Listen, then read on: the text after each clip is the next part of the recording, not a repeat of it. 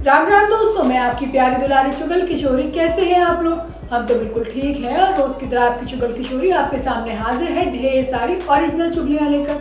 अनुपमा में असली चोर का पता लग गया है और वो है वनराज का लाडला तोशू। अब अनुपमा ने ठान लिया है कि भाई वो तोशू को जेल की हवा खिलाकर रहेगी, लेकिन अनुज केस में मदद करने की बात करेगा जिसे अनुपमा ठुकरा देगी। लेकिन असल बहादुरी वाला जो काम है ना, वो दीपू ने कर दिखाया है। अब वो क्या है वो हम आपको आगे बताएंगे। वहीं ये रिश्ता क्या कहलाता है में अभीरा एक और मुसीबत में पड़ने वाली है, क्योंकि अरमान ने उस पर चोरी का इल्जाम जो लगा दिया है। अब अरमान खुद अभीरा को घर से बाहर निकालेगा, जबकि गुमे किसी के प्यार में सभी की वजह से सुरेखा अशलम के फंक्शन में तमाशा होगा, लेकिन उससे पहले बाथरूम में रोमांस करते पकड़े जाएंगे सभी और ईशान। तो ये तो थी मोटा मोटी जानकारी, लेकिन पूरी जानकारी के लिए रोज की तरह आपको हमारा शो देखना होगा। तो चलिए बिना देरी के पहले अनुपमा के सेट पर चलते हैं और जानते हैं कि वहां पर क्या खास होने वाला है। अनुपमा में जो काम अनुज नहीं कर पा रहा है भाई वो दीपू ने कर दिया है। दीपू ने तो अनुपमा का दिल जीत लिया है। अब ये तो सबको पता है कि अनुपमा की बेल भी दीपू ने ही कराई थी, लेकिन एक और काम है जो दीपू ने किया है जिससे अनुपमा का दिल बाग बाग हो गया है। जबकि अनुपमा को ये भी पता चल गया है कि असल चोर कौन है और उसका सबूत भी मिल गया है। मतलब जो भसड़ अहमदाबाद में अनुपमा का पीछा नहीं छोड़ रही थी ना, वही भसड़ अब अमेरिका में हो रही है। लेकिन आज होता ये है कि अनुज अनुपमा को अकेला छोड़कर श्रुति के पास पहुंच गया है, जहां वो अस्पताल में भर्ती है। अब श्रुति को अनुज चाहिए क्योंकि वो अकेली रह गई है, लेकिन ध्यान तो बेचारे का आज भी अनुपमा पर ही है। उसे पता चल गया है कि हार किसने चुराया है, जिससे अनुपमा पर लगा चोरी का कलंक हट सकता है। वहीं दूसरी तरफ शाह हाउस में डिम्पी टीटू से बात करती है और बताती है कि उसका बेटा अंश उसके कितने करीब आ गया है। अब डिम्पी को खुश देखकर टीटू भी खुश है। अब भले ही अंश के बहाने ही सही, लेकिन डिम्पी टीटू से बात करने लगी है। अब ये सब वनराज के वहां ना होने की वजह से हो रहा है। दूसरी तरफ अनुपमा दिव्या की डांस क्लास में है, जहाँ पर दिव्या अनुपमा को एक गुड न्यूज देती है। वो बताती है कि वो डांस सिखाने के लिए आ सकती है, लेकिन साथ ही दीपू से जुड़ी एक बात भी बताती है, जिससे अनुपमा के तो पैरों तले जमीन खिसक जाती है। दिव्या अनुपमा को बताती है कि यशदीप ने उसकी बेल करवाने के लिए लोन लिया है या तो फिर बीजी के गहने बेच दिए हैं। अब ये सुनकर अनुपमा हैरान हो जाती है। अब अनुपमा असली चोर को पकड़वाना चाहती है और उसे शक है तोशू पर। इसके बाद अनुपमा तोशू के घर पहुंच जाती है, जहां पर बा उसे घर में रहने की सलाह देती है, लेकिन अनुपमा बा को सख्त जवाब देती है और वहां से चली जाएगी। तो वहीं दूसरी तरफ अनुज के फोन पर इवेंट की सारी सीसीटीवी फुटेज आ जाएगी और तब अनुज को पता चलेगा कि भाई हार तो तोशू ने चुराकर अनुपमा के बैग में रखा है। वही ये रिश्ता क्या कहलाता है में एक मुसीबत खत्म होने से पहले ही दूसरी मुसीबत शुरू हो जाती है। ऐसा हम इसलिए कह रहे हैं क्योंकि अभीरा इस बार दादी साहब के हत्थे नहीं बल्कि अरमान के हत्थे चढ़ने वाली है।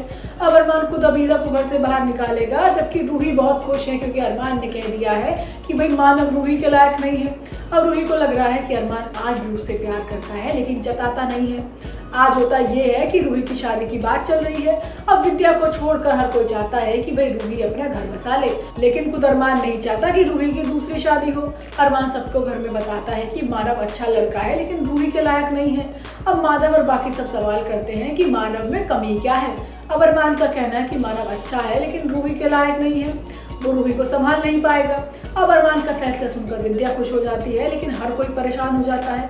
अब दादी साहब भी बोलती है कि जब लड़का अच्छा है तो परेशानी क्या है। इसके बाद दादी साहब फैसला लेती है कि अरमान, अगर तुम और विद्या नहीं चाहते रूही की शादी हो तो हम भी इसी में खुश हैं और तुम्हें रूही की खुशी की जिम्मेदारी देते हैं। इसके बाद विद्या तो पूरे घर में मिठाई बंटवा देती है।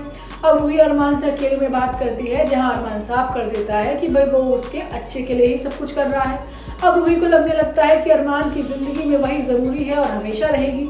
अब पहले से कहीं ज्यादा रूही अरमान पर अपना हक जताने लगेगी, जिसके बाद अरमान की अभीरा से केस को लेकर बहस हो जाएगी। अभीरा एक पेपर निकालेगी जो दादी साहब के केस से जुड़ा है। अब पेपर देखकर अरमान भड़क जाएगा और अभीरा पर चोरी का आरोप लगा देगा।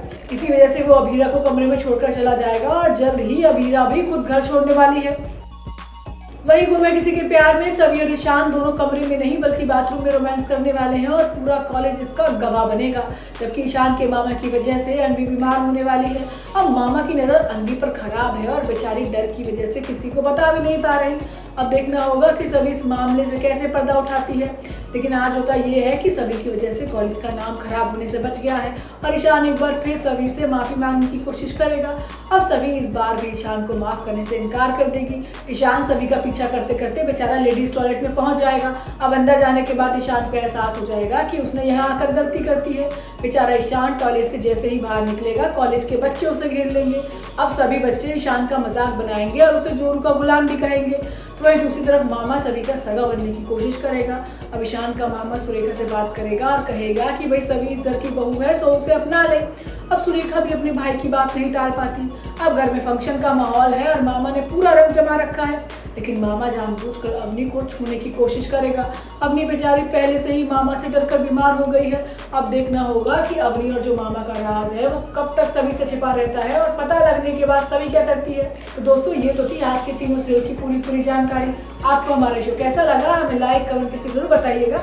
अगर आपने हमारे चैनल को सब्सक्राइब नहीं किया है तो यहाँ से वो भी कर लीजिएगा।